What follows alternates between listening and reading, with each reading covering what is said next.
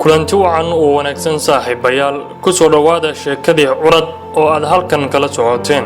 sheekadan oo ah qiso dhab ah oo ku dhacday mid ka mid ah dhalinyarada Soomaaliyeed ayaa waxa qoraalkan ka sameeyay wariye Maahir Jaamac Aadam, waxaana codeynaya anigoo ah Ciise Maxamuud Ciise. halkaad kala soconaysaanna waa channelka Ogaalka Audiosom. ku soo dhawaada qaybta xigta qaybtii horay aad u soo dhageysateen.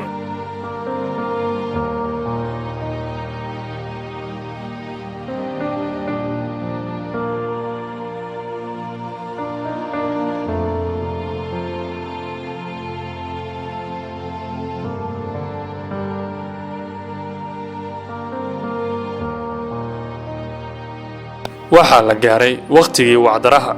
waxaa subaxnimadii hore ii timid Sahra anigoo sidii ugu xidhan qolkayga, waxayna xaqiijisay filashadeedii ahayd in saaka la ii kaxaynayo xarunta cilaajka ugu weyn magaalada. halkaas waxaa jooga wadaad caan ah oo isticmaala qalabka warbaahinta ama duuba muuqaalada inta uu ruuxa daaweynayo. waxaan shaki ku jirin in warkaygu meel walba gaari doono. intaas kadib Sahra waxay iska fariisatay dhinac ka mid ah sariirta iyadoo cadho iyo fikir la aamusan.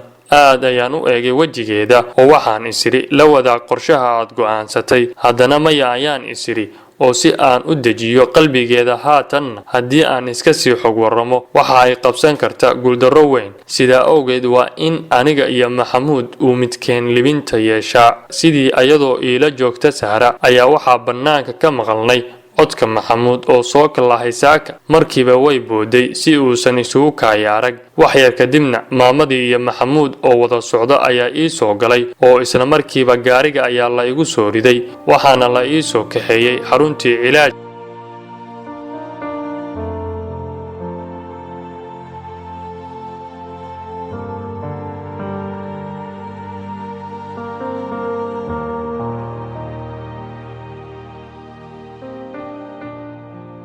inta aan saarnayn gaariga ayuu Maxamuud haadka dhexe ee gaariga dhowr jeer iga soo eegay maadaama aan qaybta dambe ka fadhiyo gaariga. wuxuu qiimeynayay dareenkayga, anna mar walba waan dhoolla cadaynayay. wayna dhici kartaa inuu iska ka ilaalinayay maadaama aan fadhiyo gadaashiisa oo uu iga aaminsan yahay nin xanuunsan, asaguna uu xilligaas kaxaynayo gaariga. markaan soo gaarnay xarunta waxaa toos naloo geeyay qol u gaar ah wadaadka meesha dadka ku daaweeya oo ay la joogaan dhalinyaro wadaada ah oo badan, kuwaas oo si wada jir ah quraanka ugu aqriya bukaanada la keeno xarunta. laakiin aniga marna ma hakin quraanka aan hoosta ka aqrisanayay ilaa uu wadaadkii nooga yimid. kadibna aniga ayaa la iga warbixiyay. waxaan hubaa haddaan joogi lahaa booska wadaadka oo intaas oo xog ah la isiin lahaa marna isma dheheen ninkan wuu caafimaad qabaa. sidaa darteed buu wadaadkiina yidhi ninkan waa la saaran yahay, insha allah waan ka dejinaynaa xoogaa isuga intaan hawl yar ka soo dhammaynayo.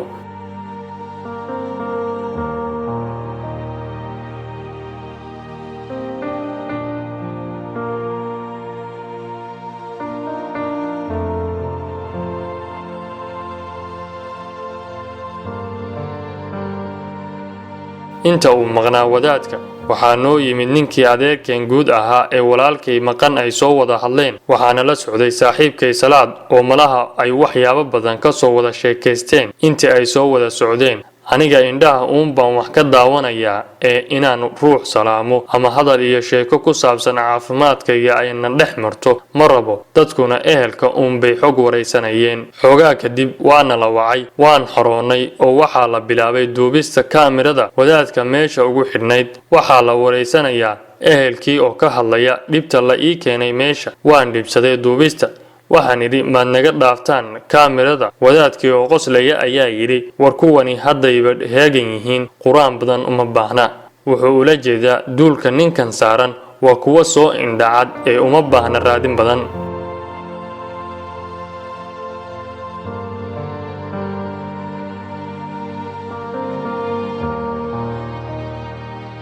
waxaa loo soo gudbay dhankayga.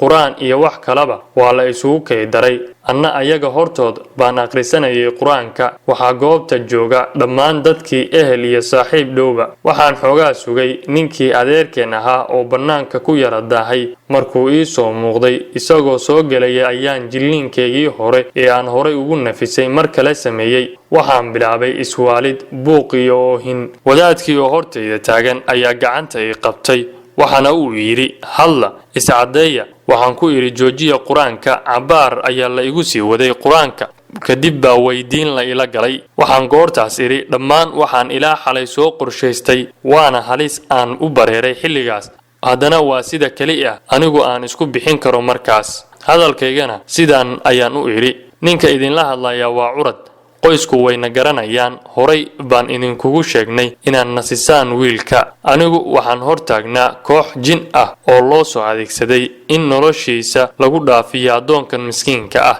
jinkan waa rag iyo dumar ay soo adeegsadeen rag eheladiisa ah weliba ay doonayaan inuu maryaha tuuro wiilkan sababtana waan ognahay intaas markaan idhi baan eegay wejiga maxamuud walle ma ahayn wejigii kalsoonida badnaa ee saaka kadibna waan ku sii celceliyey hadalka badi ehelka bisinka ayaa ka soo haray kooxay sahra u horaysana waxay leeyihiin allah waa kuwee kuwaas sheega dhaha wadaadkiina wuxuu leeyahay maya annaga in dad la magacaabo ma rabno ma aan siyaasadeena dawo sidaas